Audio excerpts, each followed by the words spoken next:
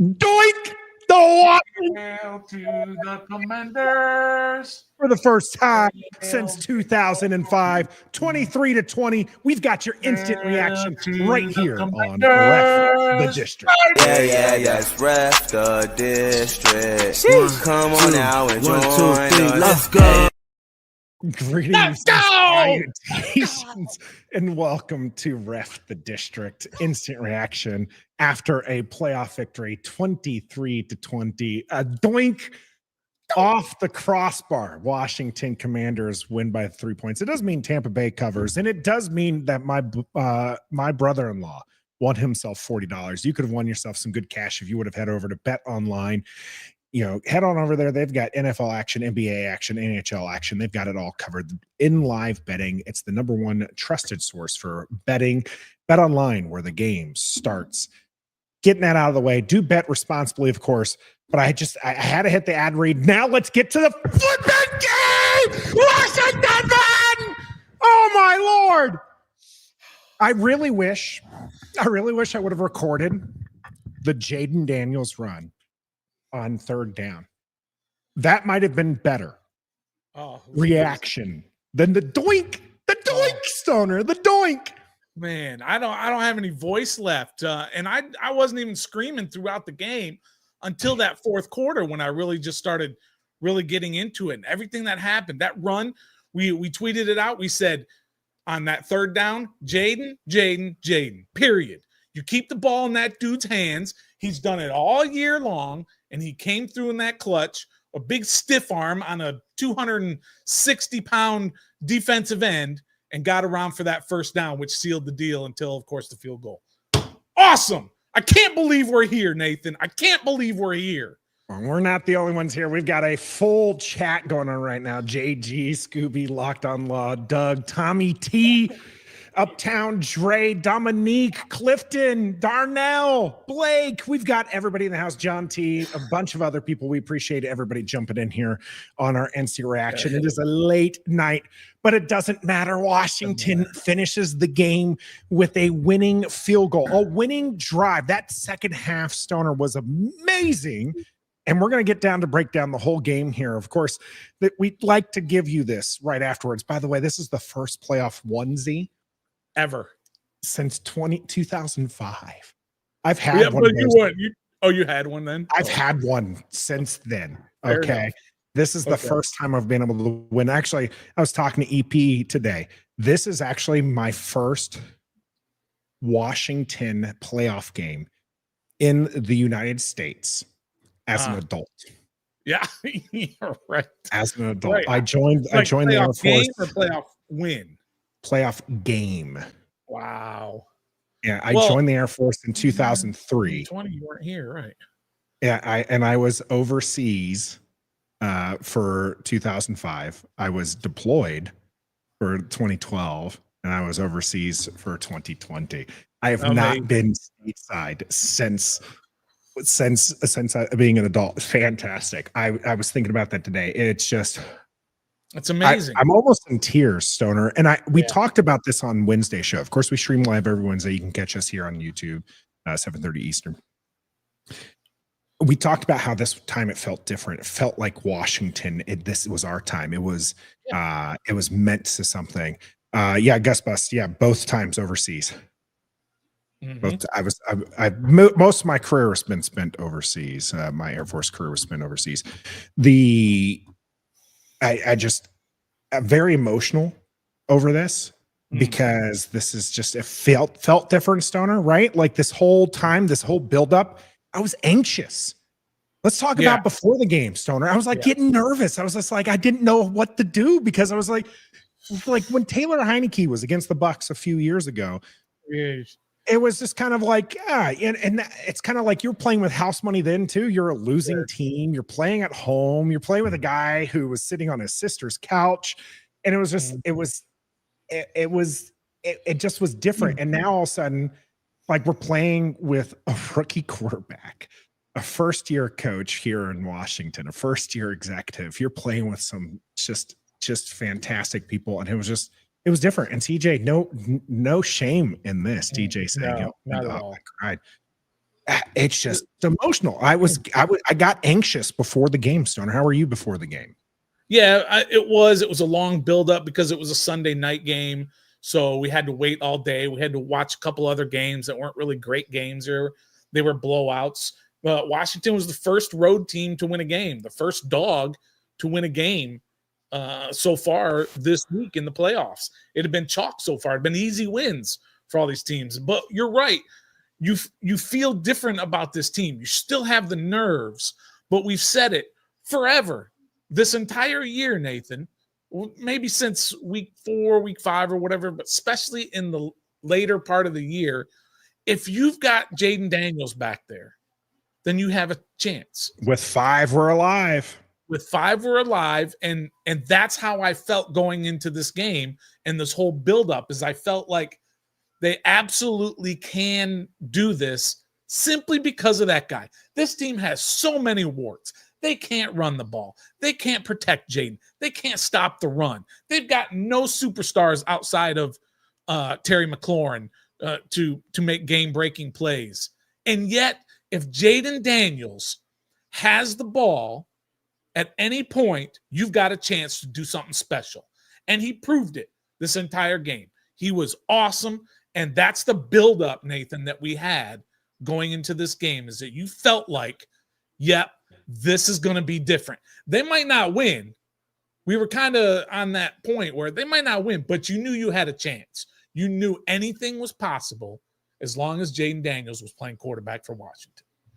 I called Washington getting out of the wild card round 3 weeks ago. When did we beat Philly? I was just like, we're going to beat Philly and we're going to get out of the divisional round. I was certain of it.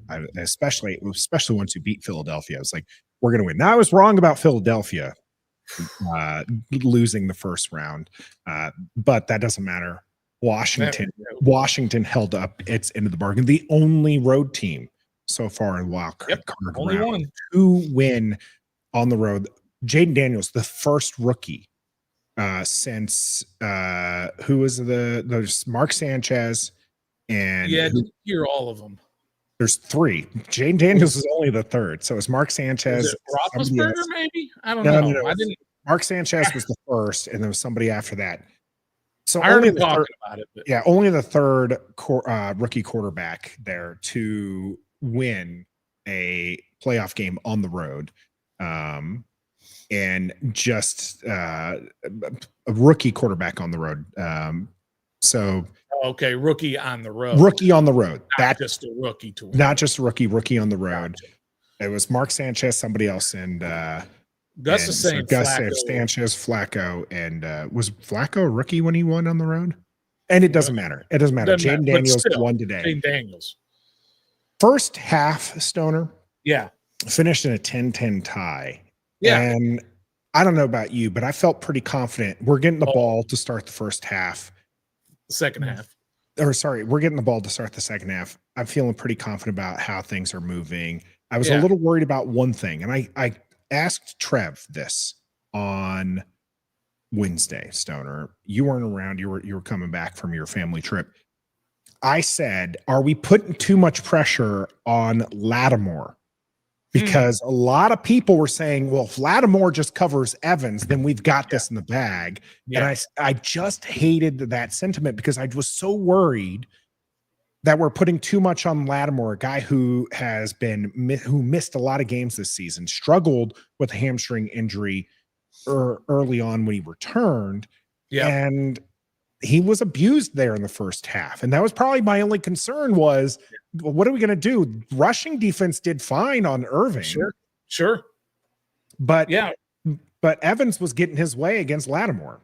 No, but and that's kind of okay though, because what the problem with this team was basically the last half of the year, the second half of the year, was they were giving up too many rushing yards and allowing the other team to control the clock and keeping Jaden Daniels off the field.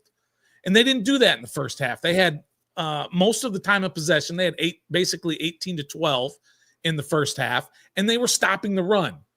Their running backs rushed for 40 yards in the first half. Bucky Irving and I think Rashad White maybe had a carry. Yeah. And so that's what you feel good about. This is the NFL. The other team is going to get some points, right? It's not like your defense sucks because you gave up 20 points. That is a hell of an effort by the defense in the first half, especially to only give up 10 points to a team that's been scoring 30, to a quarterback that threw 41 touchdowns, to the NFL's third leading rushing team in the entire NFL, and they were doing almost everything right. Sure, Lattimore was getting abused in that first half, and people were getting upset because others were out there saying he's getting cooked and he's getting torched, and he was. Sorry, that's just facts. He was getting murdered out there. Yeah, I wouldn't go so far as to go as somebody who was saying bench him for Benjamin St. Juice. That might have been a little far. That might have been a little far there, but it was one of the struggles early on for Washington. But the defense I really felt did really well. Like you mentioned, Tampa Bay coming in, one of the highest scoring teams in the league, a very strong offense. Now, Rhett from Cannon Fire Podcast talked to us about how they've gotten off to slow starts and they've got to kind of get going. In the second half, though, it's really hard to get going when Washington opens up the second half with a 10-play drive to just absolutely milk time over their it was a 10-play, 66-yard, 4-minute drive. Yeah, and they kicked the field goal. Yeah, and they kicked the field goal. Touchdown from Tampa Bay, and then it was another 5-minute drive. The fumble, which totally changed the course of the game. Washington scores off of that. Final drive of the game. There's 4:41 left on the clock. This is what good football teams do. 4:41 left on the clock. You're thinking, if you're a Tampa Bay fan, you're thinking you're going to get the ball back with a little bit of time. You might be down 7, you might be down 3, but you're going to get Baker a chance. And Jaden Daniels erases that. Yeah, 4:41. They had 3 timeouts left, and you're starting at your own 30-yard line. You've got to go at, whatever the official number of yards that they went, which might be in the 60 or somewhere around there. Mm-hmm. But you had to do it. This is what good football teams do. They don't let the other team have the ball back. They go down there and they either kick it or they score a touchdown on the last play of the game and never give the other team a chance. And it was a doink and it was scary, but it went through, and that's all that matters right now. We'll worry about next week later on and how you got to face an amazing Detroit team and how you're going to stop that. But we'll deal with that later. But that is exactly, we've been needing this and wanting this for so long.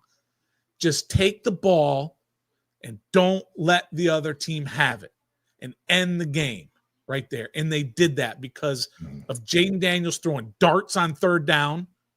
That throw to Diami was amazing on third down. What a game, Diami. Yeah, Diami was awesome. That third down run on 3rd and 1, the Eckler pass. The pass to Eckler right through the ear of the defender. Diami Obi-Wan Kenobi.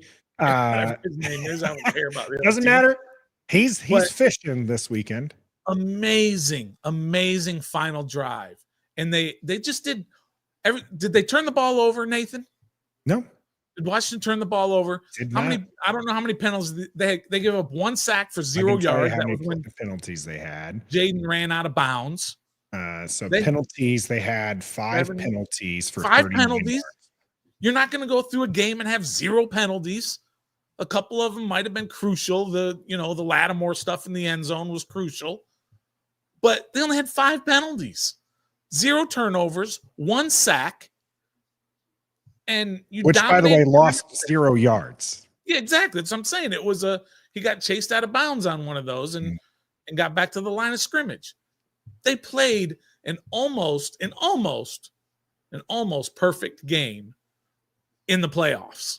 Sure. I mean, there's certainly room for improvement. If you look at the red zone, they made it 5 times, only scored twice there. So that's an area of improvement. But they held possession, and this is going to be the winning stat here, 35 minutes. Almost 35 and a half minutes. Wow, compared that's a to lot. the 24 and a half minutes of That's Tampa Bay. huge. That's a huge discrepancy. Nathan, against the team that dominates running the ball, against a defense that can't stop the run, and they did stop the run. I mean, Bucky Irving got a few plays in the second half, but they shut him down. 17 carries for 77 yards was Bucky Irving. You had the big Baker Mayfield run. He had ran 7 times for 23 yards, but 18 of that on one of those runs. It was just not happening on the ground for Tampa Bay, which is surprising because one of the things we talked about was Washington needing to put this game away early, score a bunch of points so that way you take away Bucky Irving that way, because Washington not been strong against the run all season long. You know, they would have spurts where they would be strong, but then they would allow Bucky, and Bucky Irving kind of got rolling there a little bit in that second half, got you a little worried if you were wearing the burgundy and gold, and then Washington once again clamped down. Just amazing. I'll read off the stats here in a little bit. We got some comments to get to as well. Yeah, let's get to some comments. Let's touch the people, as they say in the radio biz. So first off, Tommy T letting us know we're going to be playing Saturday night at 8 p.m. against the Detroit Lions. We talk about that on Wednesday, so make sure you join us live on that show.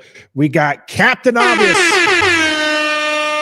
Thanks for the $5 super chat. That doink represents the official end of the team that we used to be since after Gibbs 2.0. Starter, you can see it in my instant reaction, the hesitation as it went up, and I was like, it's good, and then it hit the crossbar.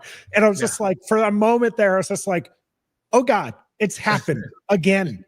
It's happened. Our lives are a full circle here. And it was just like that doink. It almost felt like we were going to get double doinked out of the playoffs. You're worried about that? Then it went through. It still went through. And so, Captain Obvious, you're absolutely right. It's the official end. We are a whole new team, and not even since after Gibbs 2.0, we'll go all the way back to the turn of the century. Yeah, absolutely. And great relief is another feeling. And all these records from this season that this team set, the wins and the rookie stuff that he did and the McLaurin touchdowns and all of that. And then you have that doink to win your first playoff game since 2007, is it? I can't even remember. Since 2005 against Tampa. Whatever it was, right? Your first win in 20 years in the playoffs. And it's just a huge relief and just an amazing feeling that we've gone. Just think about last year, Nathan. Last year we had bags on our heads. Yeah. 9-game losing streak. It was awful. And it all came together. And we're gonna have some great off-season content where we're gonna talk about stuff like that. What were the biggest reasons that this team went from 4 wins to 12, and the players that did it, and everything. But man, it's just amazing to be here. That's all. Well, again, appreciate you, Captain Obvious, for that $5 super donation. And we also have another one here. James Mom's favorite player. We appreciate you for the $5 super donation. And super congrats to you, Jaden's mom, favorite player. Celebrated 17 years clean and sober today. First playoff win since I got clean. Let's go. Awesome to you, Jaden's mom, favorite player. That's fantastic. And I'm going to give you another there. Fantastic stuff there. Double win for you then today. That's really, really awesome.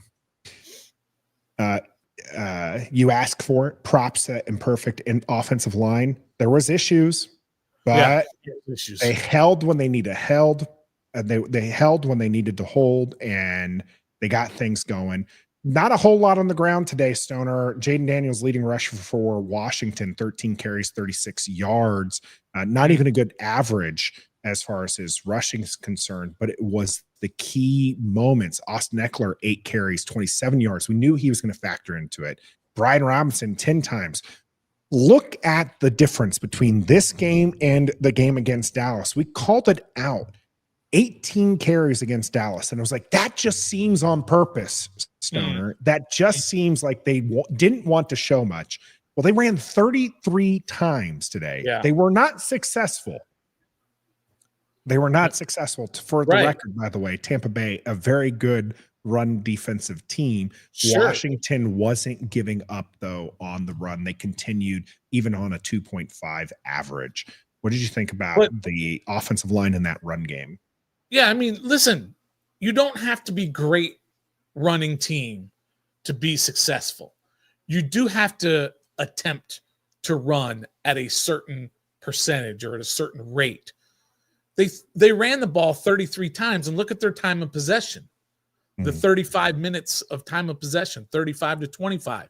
Well, look at the rushes, 33 to 25. It almost correlates really nice, very symmetric with that, right? Because you're controlling the clock. They had a 17-play, 92-yard drive in the first half, in the second quarter, to get that touchdown, and took off 9 minutes and 8 seconds. What does that do? That keeps your defense on the side, staying fresh, not having to run around and chase Mike Evans and go after Baker Mayfield and get Bucky Irving coming right at you every time. And running the ball, we say it all the time, run the damn ball. You don't have to be great at it. And they weren't great at it. But what they were great at is calling so many runs to keep the defense unbalanced. Yeah. So they didn't know which way, who's going to, Jaden, Eckler, Robinson, right? Sometimes you got a guy coming across the middle in terms of handing it off to Zacchaeus or Diami, whatever. You just have to attempt to run the ball. You don't have to be great at it when you've got a great quarterback. Yeah. On that drive, by the way, not only did it take up 9 minutes, it took you out of the first quarter and then into the second quarter, where there was almost half the time left for the Tampa Bay Buccaneers, and the defense once again stepping up a 3 and out, 3 plays, 1 yard for the Tampa Bay Buccaneers, and then Washington back at it, 11 plays, 6 minutes off the clock, 37 yards into goal. And those are game-winning drives right there in the first half. They are. In the first half, those are game-winning drives. Yeah, there's a couple other things in that first half that we tend to overlook over the course of the game, but were bigger plays or were important plays at the time. If you think about it, the Crowder punt return, 17-yard punt return, right, that got them in decent field position. There were certain plays. Look, that field goal by Gonzalez, 52 yards in that first half. Big. That was massive.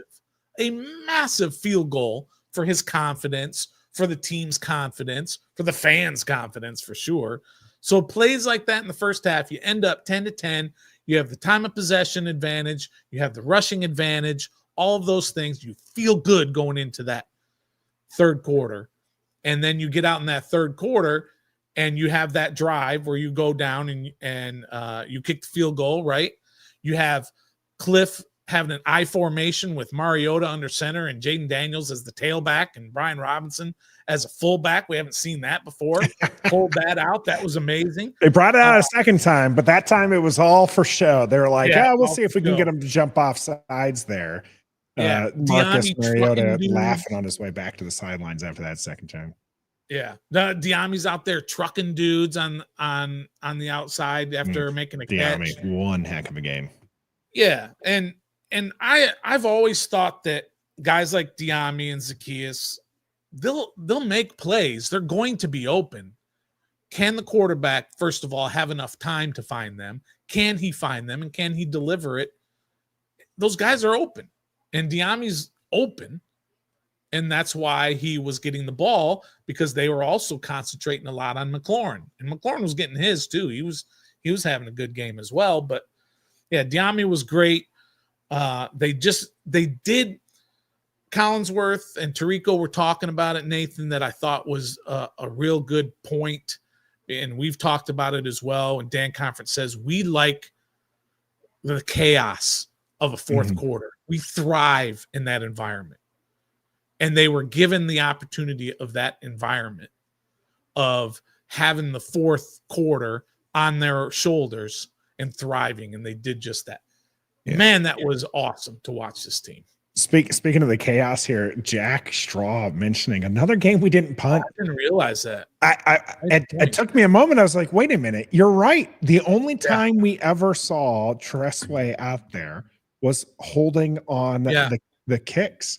That was it. Wow, I didn't even realize that. I was just like, no, surely. I mean, nope, not one single punt. Washington going for it on fourth down.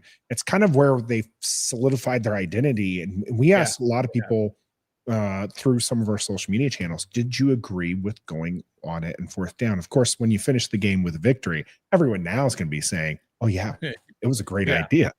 But in the heat of the moment, it was split about 50-50 as far as whether or not Washington should have been going for it on fifth down. I'm of the mindset that 100% they needed to go for it on fourth down. Their whole job today on all of them. I agreed with all of them in being aggressive. That is one, the team's identity, and two, this team knew for it to win the game, they needed to put points on the board. They were not going to be successful in this game if they could not put points up on the board. I understand it ended up being a 23-20 game here, but you've got to think that they've struggled all year with that rush defense. They've struggled to be consistent and play four quarters. So what they needed to do was to score early and keep the pressure on Tampa Bay. Yeah, Washington playing smart out there. That's fair. I mean, like you said, they've done it all year. They were 20 of 23 coming into the game in fourth downs, 84%, whatever that number is. And they went 3 for 5, right? That's 60%. So they stayed, like you said, 5 times they went for it on fourth down. Think about that. Those are 5 times either Tressway is punting or you got the field goal. I think probably 3 of them were field goal range. Maybe, I can't remember exactly. But those are the times where Tress may have punted. But, man, just going out there and having that aggressive mentality and not being reckless, you got to be careful. You don't want to be reckless about it. But they did it to a degree that it didn't hurt them by going for those fourth downs and not getting them. Washington 3 for 5 on fourth down. Third down efficiency, 8 for 15. It was just an area where Tampa Bay was not able to stop Washington consistently. And that was absolutely one of those areas that Washington took advantage. They won on the first down battle as well, 22-19. And we've got some more super chats we're going to get to here. T-Ho in the house. Appreciate you, T-Ho. $4.99 super chat here. What a time to be alive. I was 9 years old back in 2005. Let's enjoy the ride until it lasts. I was so scared when Zane hit that doink. I was so scared at the moment. T-Ho, right there with you. I'm telling you, you can see my soul leave my body for a fraction of a second while I'm waiting for those hand signals to come up. Like, he made it. We'll post a short of that coming up. We did record those reactions, but we appreciate you, T, for the super chat there. Ted here with $2. Fellas, we did it. Let's go beat Detroit. That's going to be Saturday, 8 o'clock. We're going to be watching that game for sure. We'll see if we're going to be a couple old men doing a late night one for that one.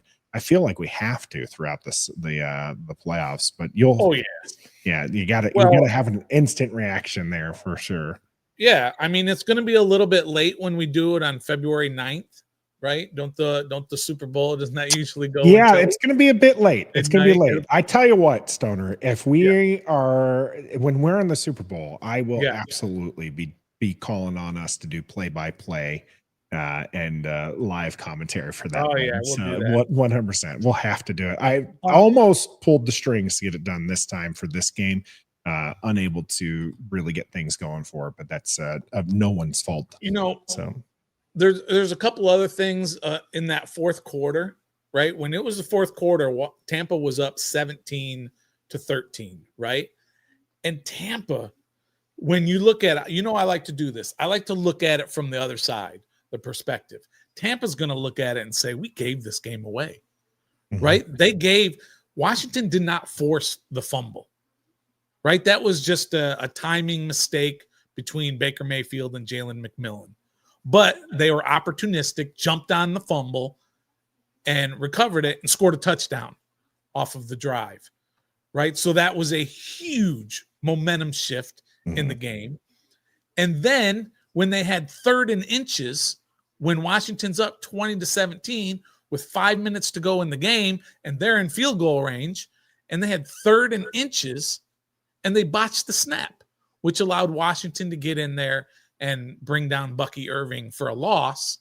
And then 4th down, it's now 4th and 2 instead of, if they didn't make it, as 4th and inches, and they had to settle for a field goal, which allowed Washington to then go down the field and kick that field goal. But think about what would have happened had they not botched that snap and got that conversion on 3rd and inches. Sure. And now they were down a field goal. And so, but they could have milked the clock all the way down and kicked the field goal and then ended up going overtime. Or they could have got Marshawn Lattimore one-on-one with Mike Evans and got a penalty in the end zone and ended up scoring a touchdown, and Washington loses. So Washington's very fortunate, like they've been throughout this entire season, but they've taken advantage of those opportunities. And they did that again in the 4th quarter when it's chaos. And that's when this team seems to thrive, is when it matters most, in the 4th quarter. And that touchdown that Jaden Daniels threw to McLaurin in the 4th quarter to take the lead, that pocket was collapsing, and he just stood there, and he just waited. He knew Terry was going to be open because he's on a backup cornerback, one-on-one. He just waited with guys coming all over him and just threw a dart. God damn, that boy is good. He really good there. Doug also tagging in there the premature snap, which had Tampa Bay settled for a field goal. The 3rd and inches. That was the 3rd and inches when they had the botched snap. Yeah, and I think some of us might be thinking you were talking about the botched snap that was also ended up in the fumble for Baker Mayfield. Well, that was a good snap. He just fumbled it trying to give it to McMillan or fake it, whichever it was. But that 3rd and inches, they convert that botched snap or delayed snap or whatever you want to call it. Too early snap is what it was. They convert that. They go down. They either tie it with a field goal. I'll say Washington looked pretty ready to jump on that one, but I mean, it might have been a little different had the offensive line actually been able to move. If they would have been. Yeah, absolutely. Doug also pointing this out. We're talking about how flipping good Jaden Daniels was in this game. To respect a player who is a rookie, who's only starting in his 18th game. Doug mentioning, look at the double spy they tried on that Diami 1st down catch. That's true. Tampa Bay was so fearful that Jaden Daniels was going to beat them with his legs, and he beat them with his arms. It was a fantastic thing to see Jaden Daniels on the day for passing alone, 24 of 35, 268 yards, 2 touchdowns, a quarterback rating of 110 in his first playoff game. Think about that. 24 of 35 for 268, 2 touchdowns, no picks, no turnovers, 1 sack for 0 yards, game-winning touchdown drive to set it up for the field goal. With 4:41 left, that 3rd down conversion on that sweep when he could have gotten tackled behind the line. I mean, what Jaden Daniels did, we're kind of used to it now, but America finally got to see it maybe a little bit more than usual. I mean, they did it on Sunday night against Atlanta. He did it in that overtime and all of that. But, man, what a freaking performance. And he hides all the warts that this team has. They can't run the ball. They've got a shaky offensive line. They've got one dynamic player on the outside. And he covers all of that with his ability to run and throw and make plays and not turn the ball over. That was the performance of a lifetime from Jaden Daniels. And continuing on this kind of thought process here for you, Stoner, the fact that he is just as good as he is in covering up these holes, it's not just on the offensive side, but we're talking about having the offense be able to hold the ball for 35 minutes. That starts to cover up some of those deficiency on the defensive side of the ball. The defense can actually rest. That was one of our big issues in previous seasons, was the defense was out there for a 9-minute drive, and then they'd make a stop, and then Washington would 3 and out, and you would have the defense back out there time and time again. Now the defense being able to rest, only having to play 25 minutes in this game, really a difference maker there. As you saw, I feel like his calm collectiveness, the veteran presence that he provided, is mirrored on the other side by Bobby Wagner and holding down that side. We talked about Tampa Bay kind of shooting themselves in the foot. The Tampa Bay fans, and my brother-in-law, have to talk to him if he wants to talk to me, who is a Bucs fan. If they felt this way, right? If they felt like this is a game they kind of gave away, Washington came more prepared to win a playoff game than the Tampa Bay Buccaneers. And it's that presence on both sides of the ball. It's the presence of Dan Quinn, who earlier we had Todd asking, is Dan Quinn coach of the year? Probably not. He might get some votes, but you're probably looking at KOC out in Minnesota, who's able to win more games, fight for the number 1 overall seed, probably getting that. But like, this coaching staff is fantastic. And what they've been able to do, despite a talent deficiency, is 100% something that is fantastic.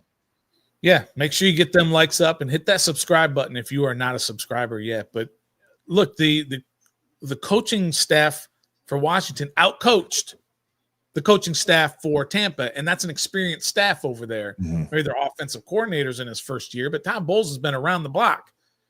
And I thought he kind of botched the time in the first half, although they did end up scoring a touchdown anyway. But man, that would have been talked about if they had not scored a touchdown, because he let almost 15 seconds run off the clock before calling a timeout. But look, the Washington coach circles around him. That defense stopped the number 3 rushing team in the league. They stopped the number, what were they, number 2 or number 3 scoring offense in the entire league. I say number 3. Yeah, and Tampa scored 20 points against this team. And then offensively, you had the 3 out of 5 fourth down conversions, right? And you had Jaden Daniels picking them apart. If they're going to bring the blitz, he's going to find the guys open quickly. He's going to run the ball when it's needed. Washington coach circles around Tampa Bay in this game, and we haven't said that since maybe Gibbs 2.0. I guess he was fine. Gibbs us, even if the game might have passed him by, that was in play calling, not necessarily coaching. Luis was all of us, Stoner. Luis says, was nervous all game. Then strangely, when JD5 has the ball with 4:41 at the end, I'm so sure the game is ours. Then the doink happens. Almost fainted. Yeah, it was a moment there at the end here. Mike H. complimentary football with Jesse Mills here, who had said it's a great example of complimentary football. All 3 phases today were playing super sharp. One of the things I wanted to address, this is something big on our side chat that we had, as Nathan talks about, Tampa blitzed the full game and 5 handled it well. If you were listening to the national broadcast, Collinsworth kept talking about how Jaden Daniels struggles against the blitz. It was very odd to hear that, because the statistics actually show that Jaden Daniels is one of the best quarterbacks against the blitz. So I'm not sure where he was getting that information, because even PFF, which is something he has, oversight on. Yeah, I think Collinsworth owns it. Or at least did at one time. Yeah. No, he's very, very much in that PFF circle. It was weird to hear him talk about that. And you could see, you mentioned it, Stoner, as well, just that touchdown to McLaurin, guys in his face, and he is just throwing darts. Throw all over the field to his checkdowns, to his receivers who are getting open. And he's doing it in clutch time too. He's doing it on those third downs. That third down throw in that final drive to De'Ami Brown was a seed and had to have it, right? You don't convert that. You got to punt the ball. You're going to see Tress Way. And, man, just it didn't matter what they threw at him. He handled it well. And overall, the team did as who said that had that complimentary football. Jesse Mills and Mike. Yep. I mean, they out yarded them 350 to 284. They had 69 plays to 44 plays, right? They had the rushing was pretty even. They only had 5 penalties. They had 35 minutes time of possession to 25. Again, they played almost a perfect game when it comes to the playoffs. It's hard to play a perfect game in the playoffs. You're not playing Carolina, right? You're not playing Tennessee. You're not playing the New York Giants. You're playing a team that won their division, and you're doing it on the road, and they did it almost perfectly. No turnovers, right? 3 of 5 on 4th downs. What was it on 3rd downs? 8 of 15 on 3rd downs. Just a masterful performance all the way around for Washington. Doug here saying that Collinsworth said not struggles, but stats diminished. I think he said struggles. He said struggles 100%. Oh, he did. And he actually encouraged Todd Bowles to blitz more and said that Todd Bowles' blitzing strategy was what was going to frustrate Daniels all game. And it was not the case. In fact, Dan Orlovsky earlier in the week talked about how he wanted Todd Bowles to go against what they did because Bowles and Tampa Bay are the #1 blitzing team, he said. And Dan O was talking about how you're going to change this up. If you want to beat this kid, you can't sit there and blitz him. He's going to beat you. And that's exactly what happened here for Washington and the Jaden Daniels-led Commanders. We've been just kind of talking circles. Lots of good things that have happened here, Stoner. Let's move to our segments here, our no-goes and go-goes here, Stoner. Okay. Who is your no-go for this game? And if chat, please get in there and let us know, who did you think earned no-go honors this game? Stoner, quiet. Got to talk a little bit for your deal. It's hard. I'm not giving any no-goes, Nathan. I'm not doing it. It wasn't perfect. You had some guys that struggled, but I don't care. You win a playoff game on the road with a rookie quarterback and a first-year coach. I'm not going to give out any no-goes. I'm not. You're too nice. You're too nice. You're too nice. A lot of people here are going for the 2 names that probably come to mind for most of us. Nathan with Lattimore, Mike going with that as well. Joseph with Cosme getting bullied. I mean, it is Vita Vea, right? Like, it's a good guy, good defensive tackle on the other side there. Interior held up just enough, and I think Cosme did some good stuff on pulling. And B-Rob coming here from JS Wyman. Real deal. B-Rob, Kevin here for that. Dominique with Lattimore. Mine was going to be Lattimore as well. Mine is going to be Lattimore. This is a guy we put, I think a lot of our fandom was putting faith in, and a lot of our fandom was thinking he was going to lock down Mike Evans, and that's the reason why Washington was going to win this game, and that wasn't necessarily the case. Mike Evans finished with 7 receptions on 7 targets, 92 yards and a touchdown, most of that coming against Lattimore.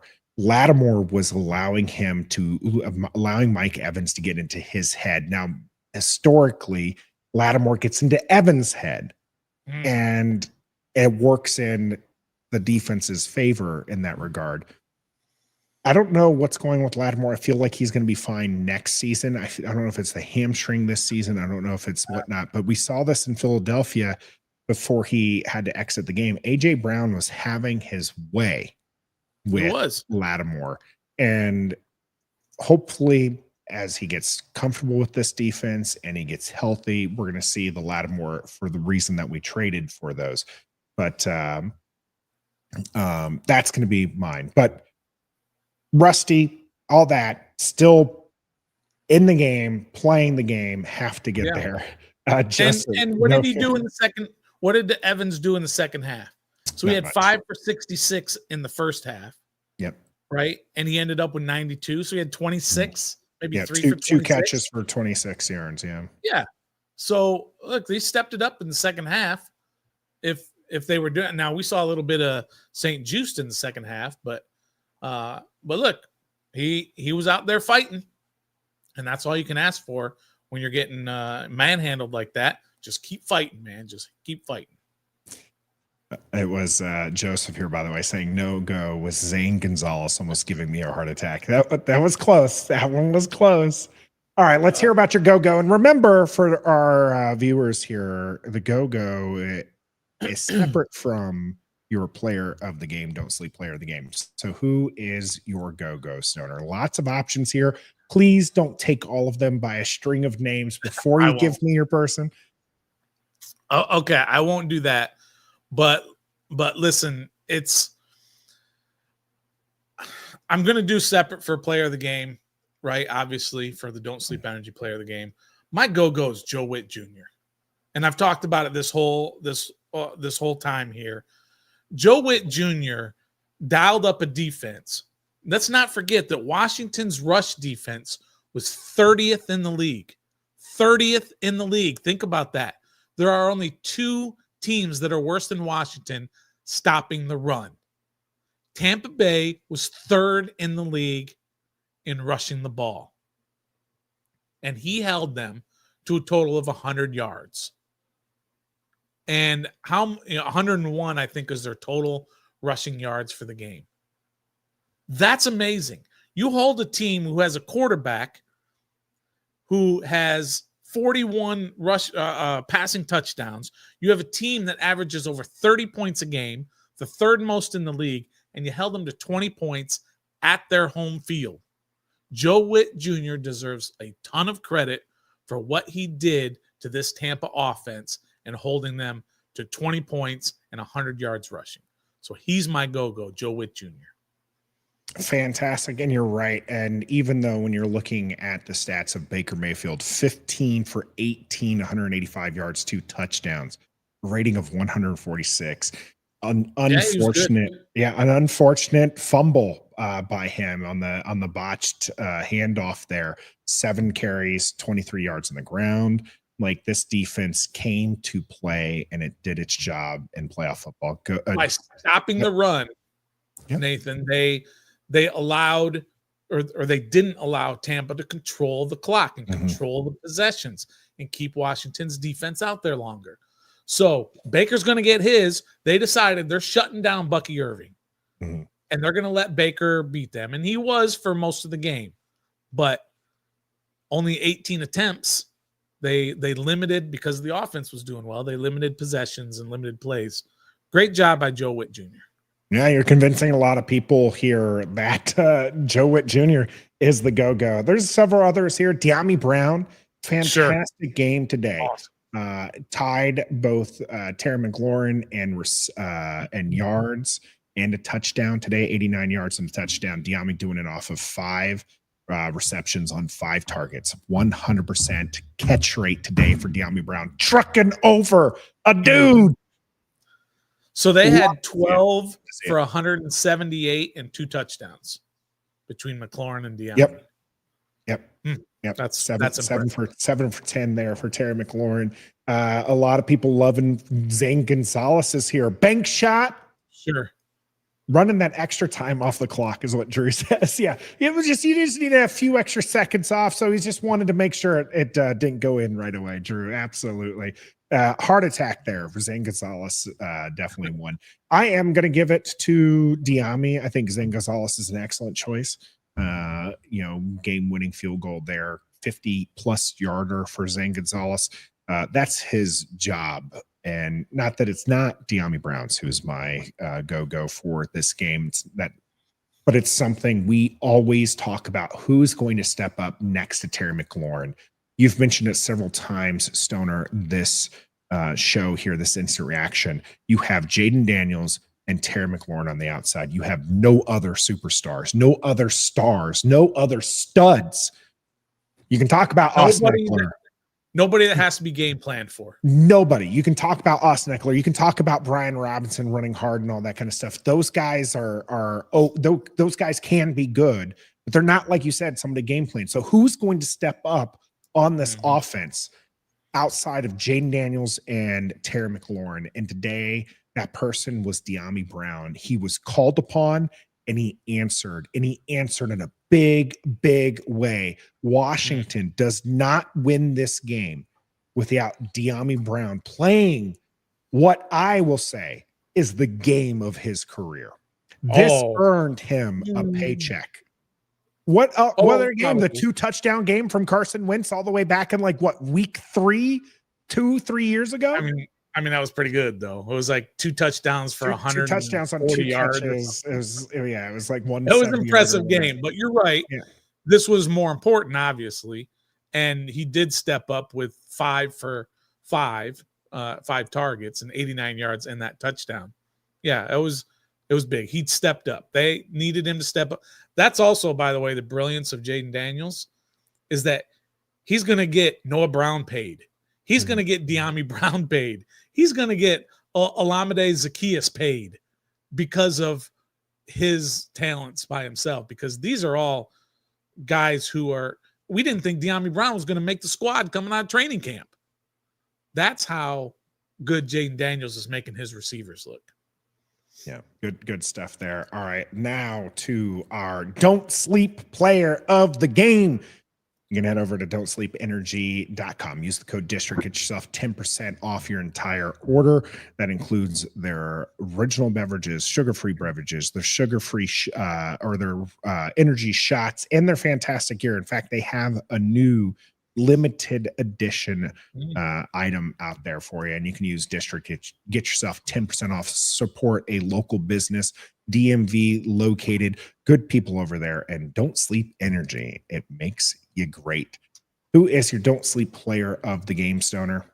I mean, let's not get crazy here. There is no other person on this planet that could be even thought of about Jaden Daniels. What he did in this game, that fourth quarter, and when he needed tough runs, he made the tough runs.